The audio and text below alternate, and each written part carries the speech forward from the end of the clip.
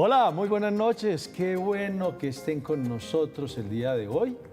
Además porque tenemos un buen programa, un programa con una persona que acaba de hacer un ejercicio físico y mental fuerte, que es recorrer Antioquia para ser gobernador de Antioquia, que es empresario. Pues, yo creo que es primera vez que vemos un hombre del gremio empresarial que se mete con toda a buscar el primer puesto del departamento de Antioquia. Pero más allá de eso, la invitación que le hemos hecho hoy al doctor Cristian Halaby es a que hablemos de seguridad y economía, porque verdaderamente la situación en Colombia, no vamos a hablar de que es que el presidente, no, en general, qué nos está pasando y cómo podemos desde el empresariado, desde la seguridad misma, el ejército, con ejército o sin él, qué sé yo, cómo vamos a resolver esta papa caliente. Doctor Cristian, qué bueno tenerlo por acá de nuevo. Juan Fernando, qué bueno estar aquí en otro ambiente, pues acabamos, como tú dijiste, de terminar esta campaña a la gobernación de Antioquia, que creo que le hicimos con mucha altura precisamente desde el empresariado, desde lo técnico. Y lo más importante es que yo aspiro a que muchas de las cosas que se dijeron durante la campaña, el gobernador actual, a quien felicitamos, A quien felicitamos, sí. Claro, lo felicitamos a Andrés Julián Rendón y le deseamos que tenga 4 años de un gobierno espectacular, porque los antioqueños lo necesitamos. Hoy yo como antioqueño no puedo desear nada distinto a que él sea exitoso.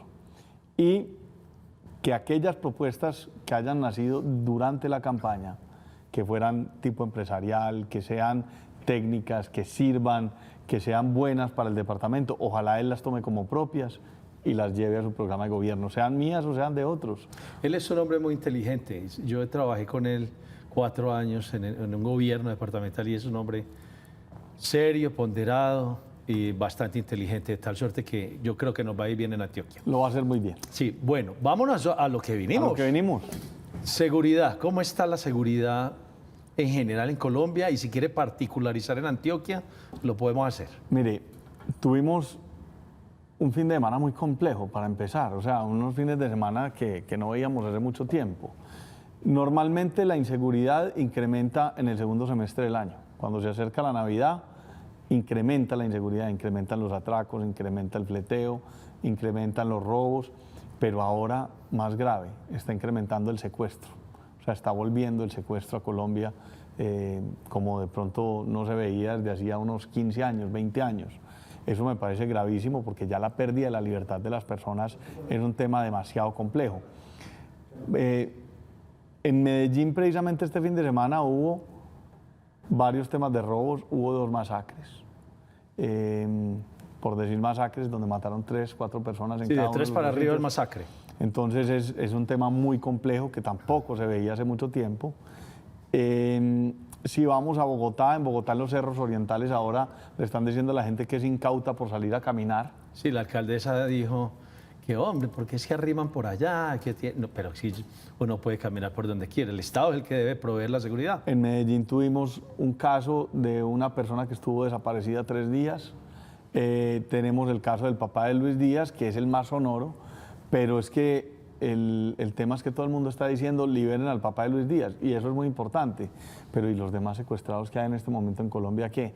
No se nos pueden olvidar todos. Entonces, digamos que la inseguridad, además de que en esta época del año normalmente era un poquito peor que en las otras, de todas maneras estamos viendo un deterioro, y yo creo que el gran problema es el problema económico. O sea, estamos viviendo, además de un descontrol por parte del gobierno nacional que no quiere ponerle las pilas al tema de seguridad, estamos viviendo un deterioro económico debido a la inflación, debido precisamente a la reforma tributaria del año pasado, y entonces se le está dando rienda suelta a un problema que llama hambre, ¿cierto? Es más, durante la campaña lo hablamos mucho, el gran problema de Colombia se llama hambre. Y cuando vos tenés hambre, pues es muy difícil tomar buenas decisiones y ser un buen samaritano. Bueno, entonces vamos a enganchar para todos los televidentes. ¿Qué implicaciones tiene la inseguridad sobre la economía? Vamos a arrancarle por allá. ¿Qué implicaciones, qué golpetazos le da a la economía a la inseguridad? Lo primero es que genera un tema de desconfianza. Entonces, cuando yo estoy asustado, no salgo a la calle. Si no salgo a la calle, no consumo. Si no consumo, la economía se frena. Entonces, hay una cosa en la economía que llama el multiplicador del dinero. Y el multiplicador del dinero es cuántas veces un peso pasa de mano a mano, ¿cierto? Entonces yo te presto a vos un servicio, ¿cierto? Vos me pagás a mí. Otra persona me presta, pero porque yo estoy consumiendo y tengo esa plata en la mano para gastármela. Si yo no salgo a la calle y no me gasto la plata, lo que llama el disponible, pues entonces no se mueve la economía. Entonces lo primero que empieza a pasar cuando hay susto es que la gente no sale. Lo segundo es que no gasta. Y lo tercero es que empieza a decir, hombre, ¿dónde ahorro? Ahorro en Colombia, ahorro en Estados Unidos, ahorro debajo del colchón, lo meto al banco. Entonces hay una serie de decisiones que no son comunes de una persona que está pensando con libertad. Entonces te empiezan a quitar la libertad lentamente y eso afecta inmediatamente la confianza en la economía. La gente dice, no, es que la confianza es lo único en la economía. No, no es lo único, pero es muy importante. Sin confianza, difícilmente la economía evoluciona y la economía crece. Entonces eso es lo que nos está pasando hoy debido a la inseguridad. Entonces, ¿cómo volver a la seguridad cuando tenemos, más allá de que sea Petro? Cualquiera. Como exacto, cualquiera que esté en este momento manejando el país. ¿Cómo recuperar entonces la seguridad para que la gente pueda volver a circular en la economía con el dinero? Porque bien lo dice usted. Y esto es como de coquito. Sí. ¿Cierto? Esto no es tampoco que es una teoría económica, supraeconómica, no. Aquel que se siente inseguro no sale y el que no sale no compra. Punto. Ese es el punto clave. ¿Cómo recuperar seguridad? Mira, nos faltó uno de los casos, el de entre Bolombolo y Ansá, que hubo tres muchachos de una familia secuestrados durante menos de un día porque se movió duro el Gaula y la gente y lo soltaron. Pero mire qué grave. ¿Qué hacer? Hombre, lo primero es que hay que tener unas fuerzas militares, una policía con las manos desamarradas. O sea, hay que desamarrarles las manos para que ellos puedan cumplir su labor constitucional. Y eso pues tendrá que hacerlo obviamente el presidente de la República, pero no solo él, sino que es que los generales tienen que cumplir su mandato constitucional, ¿cierto? Eso es muy importante porque es que la sensación de seguridad que ha habido en Medellín, acuérdese que es que en el año 90, del 90 al 96, 97, 98, 99, Medellín era la ciudad más peligrosa del mundo. Entonces salir era toda una aventura, ¿cierto? Uno sabía que salía, pero uno no sabía si volvía. Entonces ya estábamos acostumbrados a la ley de la selva. Llevamos 20, 25 años donde eso ha mejorado y donde ya hoy uno camina tranquilamente por la ciudad, pero resulta que como se va deteriorando otra vez esto, entonces es complejo. Entonces necesitamos ponerle duro el tema de la mano firme. Duro el tema de la mano firme, pero dos, el Estado se tiene que dedicar a generar oportunidades y economía, porque nosotros no le rompemos ese ciclo que tenemos hoy de criminalidad o hambre, o de prostitución y hambre, sino que empezamos a dar oportunidades, o que la balanza sea distinta, que sea criminalidad o oportunidades, entonces no vamos a lograr nosotros nada. Nosotros tenemos que hacer que la economía se desarrolle. ¿Y cómo se desarrolla la economía? Pues hombre, quitándole talanqueras, haciendo más fácil la formalización, haciendo más fácil que la gente pueda abrir un negocio, enseñándole a la gente, enseñándole a emprender, dando créditos blandos, ese tipo de cosas que yo creo que son las que van a permitir que la gente tome mejores decisiones. Nosotros tenemos, para hablarle a los televidentes que están en el exterior, por ejemplo, que nos ven, nosotros en Medellín, voy a arrancar, 2002, 28.500 y pico de muertos al año teníamos. Imagínense. Seguidito, taque, hasta que llega un presidente, se juega ahí en un esquema de seguridad democrática y empezamos a rebajar y en esos 8 años él lo deja en 3.800 y pico de muertos, o sea, recuperó 25.000 muertos al año en Colombia. Sí, así es. Pero ahí hay una voluntad política férrea de confrontar al enemigo de la paz de los ciudadanos. Hoy tenemos un problema. Pero de cumplir la labor constitucional. De cumplir la labor constitucional, sí.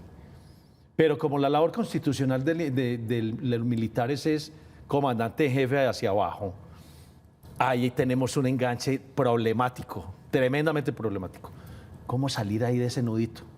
Lo que pasa es que, sin duda, el comandante en jefe es el que pone las políticas, digamos, en principio. Pero la labor constitucional de mantener el orden público no es eludible. O sea, no puede eludirla la fuerza pública. O sea, no está dentro del carácter constitucional de la fuerza pública tomar una decisión de si mantiene o no el orden constitucional, porque para eso existe. Entonces, lo que nosotros yo creo que tenemos que empezar a hacer como sociedad es empezar a llenar de derechos de petición y encontrar dónde hay demandas constitucionales por hacer, ¿cierto? Precisamente por el no mantenimiento del orden constitucional. Es que le estás pidiendo a la policía que no ejerza su labor como policía. Le estás diciendo al ejército, no cumpla su labor como ejército, ¿cierto?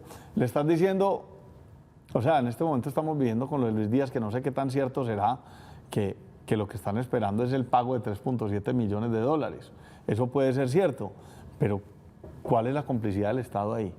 Y si hay una complicidad del Estado no está cumpliendo con su labor constitucional. Y nosotros, como constituyente primario, tenemos el derecho de exigirle al Estado que cumpla su labor su labor constitucional, por así decirlo, al Ejecutivo. Sí, pero el ejército no es deliberante. Fíjese que es tan importante lo que estamos hablando que eso se vuelve un galimatías muy teso. Porque como no es deliberante, entonces ellos están supeditados a lo que diga el comandante en jefe. Pero bien lo dice usted, y es esto. Las Fuerzas Armadas y de Policía juran proteger la Constitución y la ley. Pero como estamos con un comandante en jefe que está pensando en otras cosas, ahí está el galimatías. Yo lo voy a invitar a una pausa, doctor Cristian, y seguimos hablando de eso, ¿le parece? Va para esa. Vamos a unos cortos, a una pausa. Ahí.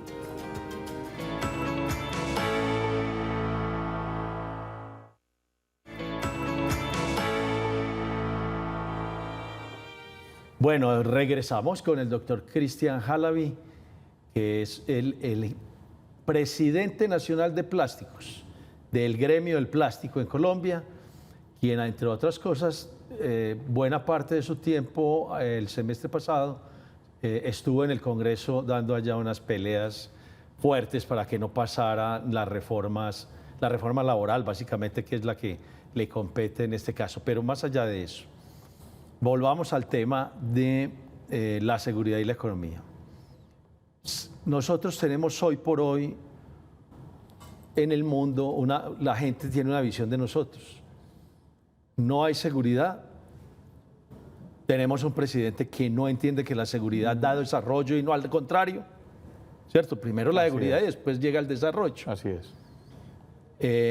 Pero también él tiene unos pensamientos que sostienen que la paz es el bien superior, el valor superior del Estado colombiano, cosa que no es verdad, Aquí el bien superior es la vida, bienes y honra a los ciudadanos. Y la paz, usted puede tener guerra, pero tiene justicia. Y aquí no vamos a tener ni paz ni justicia, porque la cosa está muy complicada.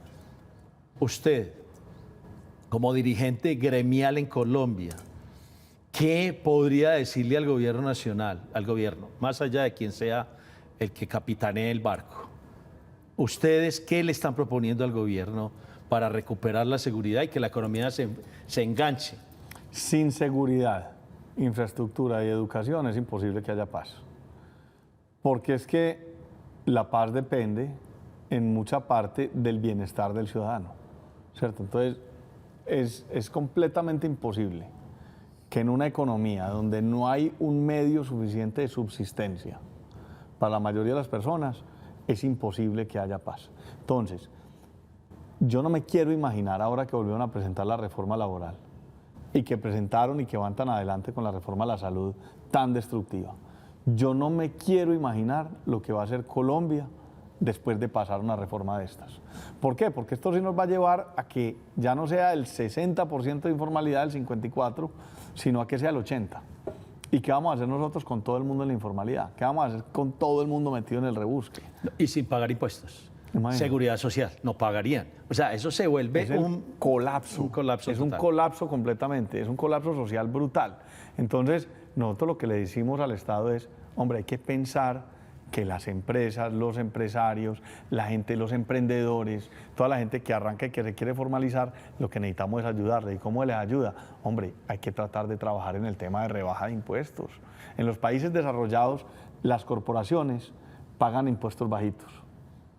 y hay un incentivo para que el dueño reinvierta. ¿Y cuál es el incentivo? Que es que hay un castigo si vos le sacas la plata. Entonces el dueño acaba teniendo unos impuestos altos, si reparte dividendos, si tiene un ingreso muy alto per cápita para él, pero si la empresa reinvierte, pues tiene unos impuestos muy bajitos. Entonces, ¿cuál es el incentivo? El dueño siempre dice, yo reinvierto. Y cuando reinvierto, ¿qué pasa? Contrato más gente, me vuelvo más grande, me vuelvo más productivo, tengo economías de escala, hago un montón de cosas. Y eso lo que genera es una sociedad que funciona mejor. Y eso funciona para los emprendedores, eso funciona para los pequeños, para los medianos, para los grandes, para todo el mundo. Por eso los países desarrollados tienen grandes empresas. Colombia no tiene grandes empresas. Ese es un sistema para uno empezar a reducir esa brecha social. Y el reducir esa brecha social precisamente lo que hace es reducir también estos temas económicos, porque la gente está pensando en trabajar y no en delinquir. Oportunidades y oportunidades y oportunidades. Nosotros como gremio, por ejemplo, hemos propuesto al gobierno nacional, a este y a los anteriores, cambiar la forma en que se contrata la recolección de basuras. Porque hoy en día tenemos un problema y es que los pliegos de licitación de recolección de basuras no benefician la economía circular. Y cuando no benefician la economía circular, todo va a dar a la pradera. Y mire el problema que tenemos tan grande en la pradera. Grave. Entonces, ellos les pagan por kilómetro recorrido y tonelada transportada. Entonces, no hay incentivo para separar en la fuente y lo que se separa en la fuente en las casas para llevarlo a distintas bodegas donde se pueda reprocesar. Nosotros hemos dicho que los recicladores de oficio, si tuviéramos un mejor sistema, podrían generar 450.000 empleos adicionales a los 85.000 que tienen hoy. ¿Usted sabe lo que es eso?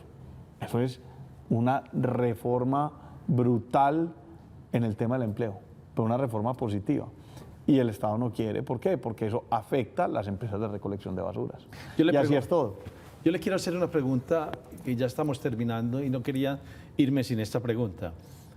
¿Usted cree, porque lo he escuchado en 2 o 3 ocasiones que estamos hablando, ¿usted cree que la ausencia de empleabilidad amerita la ilegalidad, digamos, el homicidio, el secuestro, la extorsión, etcétera, etcétera?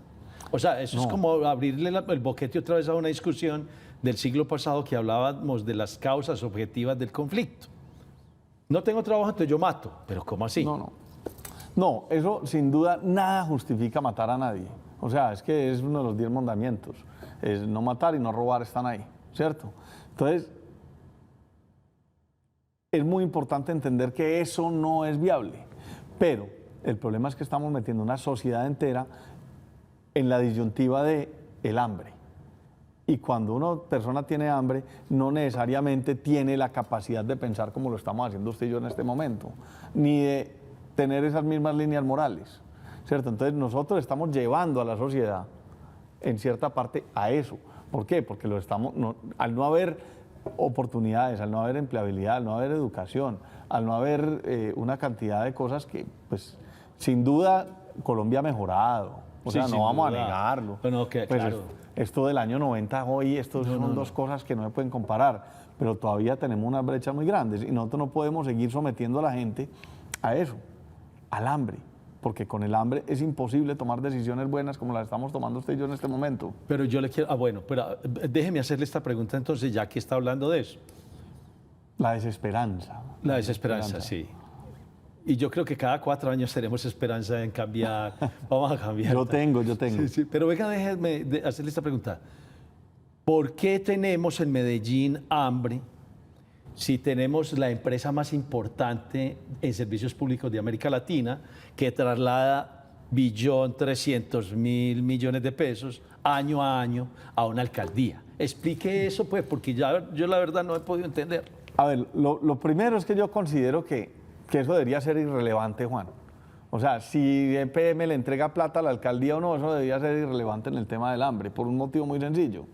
Es que yo no creo en la economía de bienestar como está planteada a punta de subsidios, y de regalos, y de mercados, y de cosas de esas. Estoy de acuerdo con usted. Yo creo que la plata de EPM debería ser para generar las condiciones adecuadas en la ciudad, de tal forma de que se generen oportunidades y empleo, ¿cierto? Y que todo el mundo, el que quiera alzar la mano para trabajar, lo pudiera hacer. Oh, eso es lo que yo quiero. Discúlpeme. No es lo que yo pensaría. No, es que cuando yo hablo de hambre, no estoy hablando es que se le ponga el pez ahí. es que el Estado no está para estar regalando, sino para que haga unas condiciones, ponga unas condiciones favorables al ciudadano para que pueda hacer lo que tenga trabajar. que hacer. Exacto, estoy de acuerdo con eso. Así es. Pero el gran problema es que esa plata no ha sido utilizada en eso. ¿Por qué? Porque es que los políticos en general, yo espero que los recién electos sean muy distintos, pues los políticos en general han sido muy glotones. Entonces a ellos les encanta esa plata, pero para cemento, para inaugurar una obra, para cortar la cinta, para que después digan, no, es que yo hice tal vaina, es que yo terminé tal puente. Y esos puentes son muy importantes porque esos también dinamizan la economía.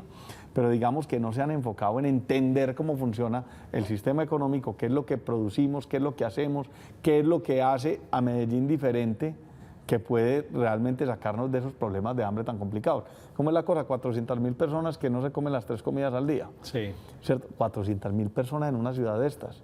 Eso es una cosa muy dramática. Y somos 2.600.000. Imagínense, es una cosa muy dramática para la ciudad, yo diría que más rica de Colombia en como ciudad y Bogotá, sí. Yo creo que sí. Porque Bogotá es un monstruo muy grande. Pero lo que no se han enfocado ellos es en generar esas oportunidades. Y yo creo que yo siempre he dicho que la administración pública, en este caso aprovechando EPM, que es un motor tan importante, debería enfocarse en eso, en gerenciar, en administrar. ¿Para qué? Para que la gente pueda tener oportunidades, forma de salir adelante, de mejorar su casa, de cambiar, si no la ha revocado, de revocarla, de que todos los días pueda comprar un poquito más, de que el vecino le compre la crema a la señora y así sucesivamente. Pero lo que sí necesitamos es que se enfoquen precisamente en utilizar esos recursos de la mejor manera. Yo aplaudo lo que hizo el gobernador actual, el nuevo gobernador, que salió a decir que va a reducir el tamaño del Estado. Andrés Julián. Andrés Julián. Sí, claro. Dijo que va a salir a reducir el tamaño del Estado regional. Del Estado regional. Maravilloso. Es que eso es lo que hay que hacer. Porque es que lo que tenemos que tener plata libre para generar ese multiplicador. ¿Cierto? Eso es una fantasía. El Estado tiene que pensar en eso, en dar oportunidades, en generar las condiciones para que todo camine, en que las empresas sean grandísimas. ¿Qué más orgulloso sería uno que todas las empresas antioqueñas fueran grandes? Que este canal todos los días fuera más importante. Y que este es el más importante de Colombia. Que todos los días, y que el programa suyo todos los días lo vean en más sitios, en más lugares, que la gente diga, hombre, es que me tengo que informar porque tengo que saber cómo crecer, vamos a oír a Cristian a ver qué es lo que nos está diciendo de economía. Eso es lo que nosotros necesitamos ver. Doctor Cristian Jalaví, hombre, que el tiempo se va muy rápido. Y además usted tiene un compromiso con su hijo. Así es. Que es irlo a ver jugar el partido de fútbol. El primer partido que va a jugar por fuera del colegio. Por fuera del colegio, Sí, eso es una maravilla, eso es una maravilla. De verdad, muchas gracias por habernos acompañado hoy en Tendencias y siempre abierto este espacio para que hablemos de cosas importantes. Usted sabe que cuando me necesite, aquí estoy para hablar de esto, para hablar de política, de fútbol, de lo que usted quiera. Ahí estamos. Y cuando jugamos ping-pong en esta mesa, si quiere también. A nuestros televidentes los invitamos a seguir con la programación. ¿Qué tal? No, pero es que usted no ha contado, que es que le gané jugando ping-pong. Sí, me ganaste. Los invitamos a seguir en el canal Televid, en nuestra programación. Buenas noches.